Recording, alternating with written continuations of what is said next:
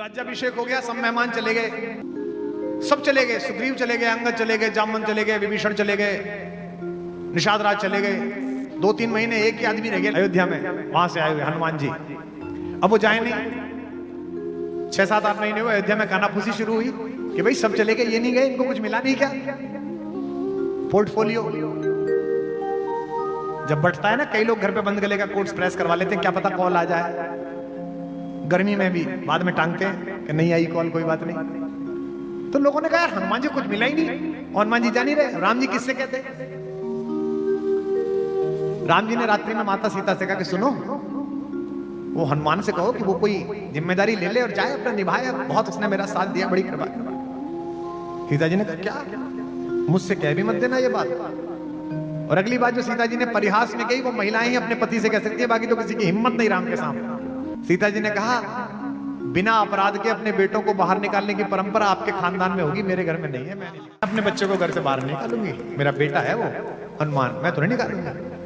राम जी निरुत्तर होकर सो गए। सुबह उठे, लक्ष्मण जी से कहा भैया, हनुमान जी से, लक्ष्मण जी ने कहा प्रभु मैं मूर्छित हुआ था तो आपने तो सारी चेतना ही खो दी थी, रोने पीटने लगे आप तो। विपत्ति विदारण बंधु बाहुबिन करत भरोसो काको, मेरो सब पुरुषार्थ था को, आपने तो पुरुषार्थ ही छोड़ दिया। आपने कहा मैं तो खुद ही आत्मदाह कर लूंगा, मर गया तो क्या होगा। वो तो हनुमान जी स्थित प्रज्ञ थे, गए लंका से वहां संजीवनी बूटी लेके आए। मेरा तो जीवन उन्हीं की वजह से। और प्रभु आप हो या हनुमान हो जीवन देने वाले, मैं जीवन देने वालों को निर्वासित नहीं करता, मैं नहीं कर सकता। भरत से कहा बेटा तू कह दे। भरत ने कहा आपके वियोग में मैंने तो चिता सजा ली थी। उसी समय हनुमान जी आगे, ताई समय आए हनुमान जो करुणा में वीर रस, मैं तो उनकी वजह से बचाऊंगा। आखिर में शत्रुघ्न जी से भगवान ने कहा कि शत्रुघ्न ऐसा करो तुम बोलो हनुमान से। शत्रुघ्न ने हाथ जोड़ ले, बोले वाह प्रभु, पूरी रामायण हम बोले नहीं, और अब ये काम आए तो हम बोले, ये नहीं चलेगा, जो करना है आप ही को बोलो।